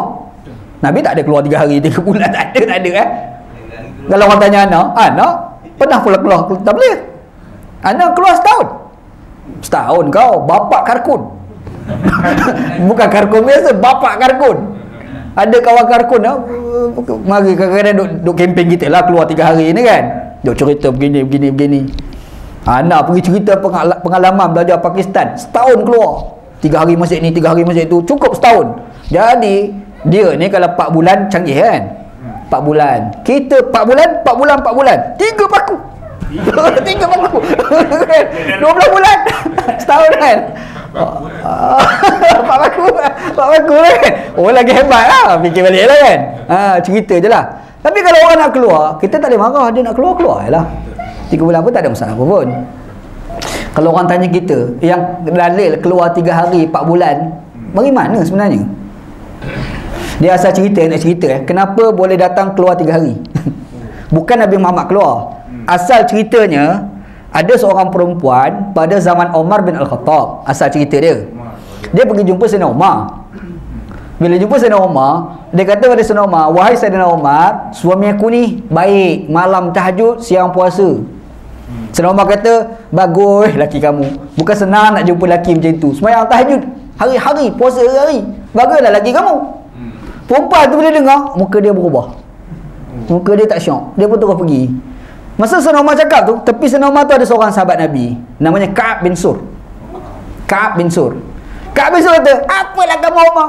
Perempuan tu kau tengok, dia orang perempuan muda tu. Bila perempuan muda, dia pergi cerita laki dia malam tahajud, siang puasa. Maksud dia apa? Maksudnya tak ada masa dengan dia. Tu maksud dia. Umar kata, alamak aku tak perasan. Umar kata aku tak perasan. Kata Sayyidina Umar. Sayyidina Umar kata, kau panggil perempuan tu datang. Orang pergi panggil Sayyidina Umar, panggil perempuan tu datang. Sayyidina Umar kata, kamu sebenarnya cerita pasal laki kamu kan, yang tak sembahyang, yang tak bersama kamu. Betul lah sebenarnya. Kata perempuan tu kan. Sayyidina Umar kata, Ka'ab, kau tolong jatuhkan hukuman pada suami perempuan ni. Ka'ab kata, takkan aku kot, aku siapa? Ka'ab ni merendah diri boleh. Tak. Aku kagum kamu boleh baca firasat perempuan tadi. Kau tengok muka pun kau boleh tahu macam mana kan. Sekarang aku bagi izin pada kamu jatuhkan hukuman pada suami perempuan ni. Ka'ab kata, okey, disebabkan kamu izinkan pada aku, hari ni perempuan itu, suami perempuan ni dibenarkan tahajud, berpuasa 3 hari. Hari keempat haram tahajud, haram puasa. Dia kata Ka'ab ni. Umar kata, kau ambil hukum mana ni? Pelik kalau gitu, bid'ah berlaku ni. Gitu lah kan. Haram puasa, haram tahajud hari keempat, 3 hari tu boleh. Lepas tu nak puasa balik, lepas hari yang kelima tu ustaz balik. Dia satu. Kamu ambil hukum mana ni? Sayyidina Umar tanya pada Ka'ab bin Sur. Ka'ab kata, aku berpegang firman Allah, fankihu ma tabalakum minan nisa'i masna wa sulasa wa ruba'. Kawinilah perempuan itu 2, 3 atau 4. Seakan-akan suami perempuan ni bini 4. 3 hari tahajud tu macam 3 orang bini dia. Yang keempat tu giliran isteri dia. Faham tak? Umar dengar, Umar kata, yang ni lebih aku kagum daripada yang firasat kamu yang pertama tadi. Itulah dalil keluar 3 hari. Ini bukan cerita Nabi keluar. Nabi keluar? Tak ada cerita. Maksudnya ijtihad daripada Ka'ab bin Sur. Keluar 3 hari ni ada isu keluarga. Faham tak? Satu. Lepas tu yang kata dalil keluar 40 hari, dalam hadis Nabi, Imam Tirmizi riwayat, tapi dhaif. Walaupun dhaif, dia bukan dhaif yang kuat lah. Boleh ambil segala fadailul amal. Nabi Muhammad kata, barang siapa yang tidak pernah tinggal takbiratul ula dengan imam selama 40 hari sebagai jemaah, dia akan terselamat daripada penyakit munafik. Itu hujah dia. Itu keluar 40 hari tu. Sebab tu dia orang tidur kat masjid. Sebab nak dapat takbiratul ula dengan imam tu. Faham tak? Itu dalil 40 hari. Dia pergi bedal kata nak sunnah Nabi kok mana tak tahu. Itu orang kata tak betul kamu kata sunnah Nabi. Tapi nak keluar, silakan keluar. Faham? 4 bulan pula. 4 bulan cuti Sayyidina Umar. Sayyidina Umar masa dia jadi khalifah, kan Sayyidina Umar ni kan dia tak boleh tidur malam. Dia fikir rakyat ni makan ke tidak lah apalah. Bila dia hantar tentera pergi berjihad, dia ni malam-malam pergi berjalan, dia terdengar seorang perempuan yang sedang merintih. Perempuan tu kata apa? Suami aku pergi perang lama tak balik-balik. Kalau tak kerana aku takut pada Allah, sudah pasti katil rumah aku bergegar. Maksudnya dia nak berzina. Umar dengar, gerut Sayyidina Umar ni. Dia kata, ish, aku dah tersilap. Apa dengan tentera aku ni? Sayyidina Umar ni. Dia pun balik, dia panggil anak perempuan dia, iaitu isteri Nabi, Hafsah. Masa tu dia khalifah lah, Nabi dah wafat kan. Dia tanya Hafsah, aku nak tanya kamu, kalau suami kamu tinggal kamu boleh tahan berapa lama? Hafsah kata, kalau bapa aku ni bukan khalifah, aku tak jawab. Gila nak jawab soalan macam ni. Tapi sebab bapa aku ni khalifah, aku tak pasal jawab. 4 bulan. Itu keluar dalil 4 bulan tu. Faham tak? Ada kaitan ke Nabi keluar? Tak ada kaitan pun. Sebab tu nak keluar 4 bulan, tafadhal, keluar je lah. Nak keluar 40 hari, keluar je lah. 3 hari, keluar je lah. Yang salah sunnah Rasulullah, tu salah. Boleh faham tu kena clear tu. Ini pesan ke kawan-kawan kita jemaah tabligh tu. Dah ada pesan dah, ramai dah gitu Okey, tak apa, lewat dah ni. Semua ni yang kita sebut ni, potong kuku, bulu ketiak, bulu kemaluan, semua ni Nabi SAW suruh kita buat. Kiraan dia berapa lama kadar yang paling lewat? Jawapan adalah 40 hari. Paling lewat dah tu. Maksudnya kalau sebelum tu bedah lah nak potong tu. Hari ke-30, hari ke-20 tu kan. Jangan lebih daripada 40. Sebab berdasarkan kepada satu hadis Anas bin Malik radhiyallahu an. Anda baca hadis riwayat Imam Muslim. Kata Anas bin Malik, "Waqita lana fi qassi syarib wa taqlib al-azfar wa natfil ibti wa halqil anah alla natruka aksar min 40 lailatan." Tu hadis dia. Ditentukan waktu bagi kami untuk potong misai, potong kuku, cabut bulu ketiak, cukur bulu kemaluan, jangan lebih 40 hari. Hadis riwayat Imam Muslim, hadis sahih. Anas bin Malik beritahu. Jadi di sini kita sebut yang kita kena buat tu potong kuku lah, apa yang kita cerita tu, kadar yang paling last kali tu adalah 40 hari. Kalau sebelum tu belah je lah. Boleh tu perbahasan hukum je kurang lebih. Type ada 54. Hadatsana Musa bin Ismail. Cukuplah. Lewat. Kata lepas 40 hari dia gayut, datang gayut. Tak ada. Setan gayut ni orang Melayu lah tu. Orang Melayu bab ni memang terror. Wallahu a'lam. Haji. Okey, ada soalan lain tak? Ada, sila. Pasal serangan ulama ni. Yang buat ibadah ni tak menambah ibadah. Ya. Dia macam mana nak kata? Ni boleh kata bid'ah tak? Macam itulah kan. Okey, kita kena terimalah satu hakikat. Pemaknaan bagi bid'ah, dalalah dan hasanah itu memang berlaku khilaf dalam pemahaman. Apabila Imam Syafi'i kata al-bid'atu bid'atan, bid'ah itu ada dua. Satu bid'ah dia tak guna istilah hasanah. Istilah yang digunakan Imam Syafi'i mahmudah. Satu lagi madmumah. Ataupun bid'ah yang kita selalu guna bid'ah dalalah dengan bid'ah hasanah. Ada ulama Islam dia memahami perkataan Imam Syafi'i yang dikatakan bid'ah hasanah ini adalah masalihul mursalah. Itu yang ramai orang fahamnya. Macam contoh yang kita sebut datang masjid, menunaikan solat, naik kereta. Itu bid'ah hasanah lah tu. Kan? Di bawah kategori masalihul mursalah. Tapi di sana ada ulama membahaskan itu adalah bid'ah hasanah dalam maksud yang kita tambah yang dibolehkan selagi mana mempunyai asas di dalam agama. Maksudnya kalau tak bercanggah dengan pendalilan boleh. Okey, Al-Imam Ibn Hajar Al-Asqalani itu ada disebut dalam kitab di Fathul Bari Syarhul Bukhari dia ada bahaskan, bukan Ustaz Fathul Bari nama kitab Fathul Bari ditulis oleh Al-Imam Ibn Hajar Al-Asqalani. Apabila sesuatu zikir yang mana zikir itu tidak pernah dimulai oleh Nabi SAW, tetapi kandungan itu kalau dibaca tak bercanggah dengan Al-Quran, bahkan menguatkan lagi pemaknaan terhadap zikir itu sendiri, maka itu dibolehkan. Itu yang pernah disebut oleh Al-Imam Ibn Hajar Al-Asqalani. Jadi yang orang duk kata boleh itu sebab dia pakai pengucapan itulah. Tapi ada yang tak setuju. Yang tak setuju itu sebab dia memahami yang bid'ah hasanah itu adalah dalam maksud masalihul mursalah, iaitu dia bukan pada ibadat khusus tu, tapi benda sampingan bagi ibadat. Macam contoh sembahyang ni tak boleh lah nak buat bid'ah kan. Tapi kalau naik kereta, itu kan ada ibadat juga tu. tapi dia tak termasuk dalam ibadat yang umum, ibadat yang khusus. Itu perkara luaran bagi ibadat yang khusus. Ini masalah khilaf dalam pemahaman ulama Islam. Sebab itu Ana pernah tulis hari itu tentang zikir hari itu. Ana ada bahas kan, antara ulama berhujah mengatakan boleh adalah Dr. Ali Jumu'ah. Dia buat antara hujah, dia menguatkan penggunaan kalimah bukan zikir zikir Allah. Antara yang menghujahkan penggunaan Allah itu memberi makna zikir adalah Imam Abu Hanifah. Kerana Imam Abu Hanifah kata, kita ni bila sembelih kita kena baca bismillah. Dia kena sempurna ayat kan. Tapi Imam Abu Hanifah kata, kalau kita sembelih kita sebut Allah je pun dah memadai. Imam Abu Hanifah punya fatwa. Boleh tak boleh? Imam Abu Hanifah. Sebab apa? Sebab Imam Abu Hanifah kata bila sebut Allah, kita sebut Allah tu, di situ tu kita ada maksudkan bismillah kat situ. Hati kita memaksudkan bismillah. Faham Jadi Allah tu kita sebut, tapi sebenarnya kita maksudkan bismillah. Jadi timbul persoalan, kita berzikir Allah. Nabi pernah buat tak? Tak ada. Nabi tak ada. Nabi tak pernah zikir Allah, tak ada. Kau carilah satu hadis yang Nabi zikir Allah. Memang tak ada. Tak ada. Yang ada zikir cukup, komplit. Subhanallah ke, Alhamdulillah ke, Allahu Akbar ke, dia mesti komplit satu ayat Kalau satu perkataan tak ada, Allah sebiji tak ada. Tapi ada orang kata boleh, sebab dia berhujah merujuk pada apa yang telah difatwakan oleh Imam Abu Hanifah. Sebab Imam Abu Hanifah kata bila kita sebut Allah, masa kita sembelih, hati kita memaknakan bismillah. Ungkapannya Allah, hati kita bismillah. Faham tak? Itu argument dia orang lah. Okey, antara hujah yang dikemukakan itu, dia orang merujuk kepada apa yang telah disebut oleh Al-Imam Ibn Hajar Al-Asqalani. Sebarang zikir yang kandungannya tidak pernah diajar oleh Nabi, tetapi kandungan itu tidak bercanggah dengan agama, bahkan menguatkan kandungan zikir-zikir yang lain, maka itu dibolehkan. Itu pernah disebut oleh Al-Imam Ibn Hajar Al-Asqalani. Anda pernah tulis benda ni? Ada dalam Facebook anda ke dalam blog anda? Anda ada tulis kan?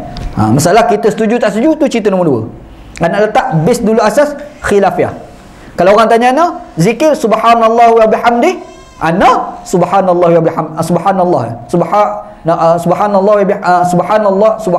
subhana rabbiyal a'la wa bihamdi, wa bihamdu tu memang ana tak baca. Ana subhana rabbiyal a'la, subhana rabbiyal azim je ana lah. Sebab apa? Itu confirm dalam hadis. Wa bihamdi itu ditambah oleh para imam. Nampak Sebab wa bihamdi tu dia tak menyalahi makna subhana rabbiyal a'la tu. Faham tak? Sebab tu mereka cadangkan begitu. Tambah banyak tambah. Yang tu nanti kita akan sampai tajuk tu, kita akan bincang kat mana tambah, kat mana yang hadis tu. Gitu. Wallahu ta'ala alam. Wallahu alam. Isu Nabi sendiri. Bagus kat soalan ni. Jimus dia macam ni ini problem besar terhadap pemanaan ayat Al-Quran. Anak tengok ayat Quran dulu dalam surah dalam surah Al-Kahfi. Jap anda tengok surah Al-Kahfi. fala'allaka baqi'un nafsaka ala atharihim illam yu'minu bihadzal hadisi asafa. Surah Al-Kahfi ayat yang ke-6. Kita buka dalam banyak terjemahan, bahkan dalam kitab tafsir menterjemah baqi'un nafsaka ay qatilun nafsaka, bunuh diri. Jadi orang terus kata Nabi Muhammad bunuh diri. Syekh Syarawi, ni Syekh Syarawi Ustaz Musa kita tak sempat Syekh Syarawi dengan kuliah dia tapi dalam kitab dia dalam kitab dia disebut, dia kata baqi'un nafsaka ni yang ramai orang terjemah sebagai bunuh diri ni adalah bukanlah yang naik bangunan, terjun bangunan tu, bukan.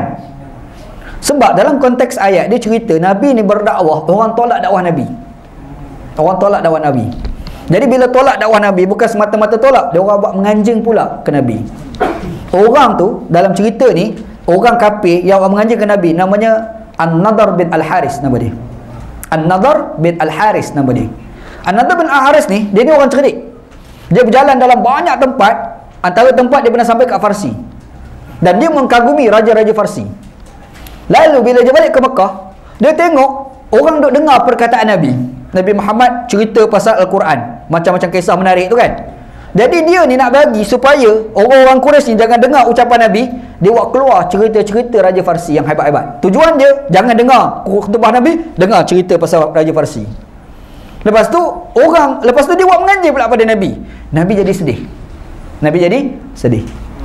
Sedih Nabi usaha lagi berdakwah. Dia orang buat menganjing pula. Nabi dah bertambah sedih. Sedih Nabi itu Allah Ta'ala pun turun ayat Quran. Fala'allaka baqi'un nafsaka. Ni surah Al-Kahfi ayat ke-6. Yang orang terjemah bunuh diri. Kata Syekh Syarawi, bukan bunuh diri dalam maksud terjemahan ni, bukan. Dia ni sedih dalam berdakwah, orang buat menganjing sampai tak lalu makan. Itu maksud, kalau terjemah kita merosakkan diri. Kan kita ni kadang-kadang kita usaha dah orang, kita jadi sedih. Tengok nasi tak lalu, nak minum air tak nak, hilang selera makan tu kan. Jadi kalau lama-lama kan boleh bawa pada kerosakan pada kesihatan juga kan. Yang tu maksud tu. Boleh faham?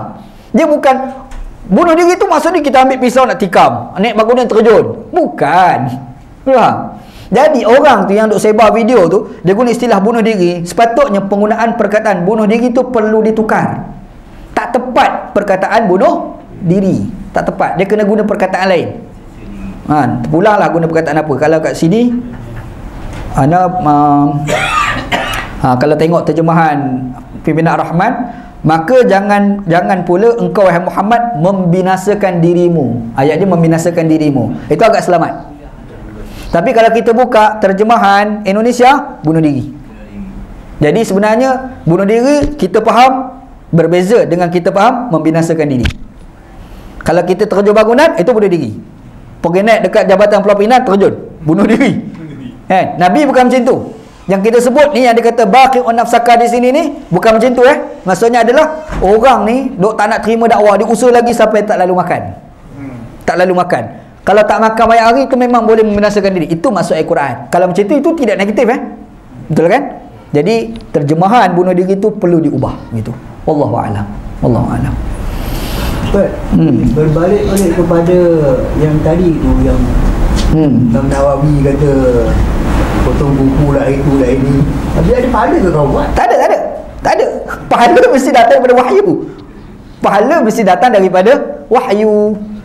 Sebab manusia tidak mempunyai hak, tidak punya kuasa untuk menentukan pahala. Inilah antara benda bahaya yang berlaku dalam kalangan kita, yang kadang-kadang ada ustaz-ustaz kita, dia mengkreatkan satu benda, dia pergi sebut pula pahala. Merepek lah, mana boleh. Kau naik atas guna jerai, kau berzikir berjam-jam, pahalanya berjam-jam. Mana kau tahu? Betul tak? Kita ni bukanlah majikan, kita ni pekerja. Kita pula menentukan gaji. Kau siapa? Kau pekerja. Yang menentukan gaji ni majikan. Betul kan? Jadi Allah Ta'ala yang boleh menentukan pahala, bukan manusia biasa ni. Jadi Nabi Muhammad bagi tahu pun bukan dia bagi tahu tu sebab Nabi nak bagi tahu, wahyu daripada Allah. Faham kan? Jadi kalau Imam Nawawi cadang kita nak amal pun tak apa, tak amal pun tak apa. Kalau kita nak amal, jangan sekali-kali kita kata ada pahala khusus. Sebab penentuan pahala mesti datang daripada Allah menerusi wahyu, sama ada disampaikan menerusi Al-Quran ataupun hadis Nabi sallallahu alaihi wasallam. Gitu. Wallahu a'lam.